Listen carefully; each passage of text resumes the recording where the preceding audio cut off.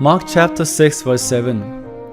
Calling the 12 to him, he began to send them out two by two, and gave them authority over impure spirits. One of the first things that Jesus did when he started his public ministry was to call people to work with him. We know them as the 12 disciples. After keeping them close to his side for a while, Jesus sent them out for a field training. If we carefully study how he sent them, we can learn the underlying principles of how to live as a follower of Christ. Let's take a closer look. First, by reading Mark chapter 1 to 6, we can tell that they had school, an apprenticeship of sorts, before they were sent out.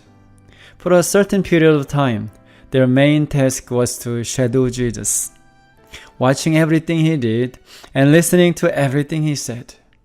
Just as with any work, we need to have training before we step out into the mission field. Second, they were sent. It is possible to find people who want to study the Bible, but it is harder to find those who are willing to apply what they have learned in their lives and share it with others. We should remember that training isn't an end in itself. Third, they worked as a team. We cannot do God's work alone. There are many advantages of working together, but I would like to emphasize one: the fact that it shows non-believers a Christ-like love for our fellow men. That's why Jesus commanded us to love one another and prayed for our unity. Fourth, we have to receive power from God. In order to do His work, we may not have the same manifestation of power as the 12 disciples, but God will provide everything we need as we work for Him. We give others what we receive from the Lord.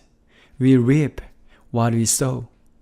If we go out and share without receiving from heaven, we end up sharing carnal things and reaping the fruit of the Word. We can only bear the fruit of heaven if we share after receiving power from above. God is the one who calls. He is the one who fills. He is the one who sends. He is the one who works through us. The attitude of those who are called and sent is obedience. Their attitude while working is faithfulness. Their attitude after working is thankfulness. Jesus is calling workers today, just as He called, trained, and sent the 12 disciples. How should I respond to His call?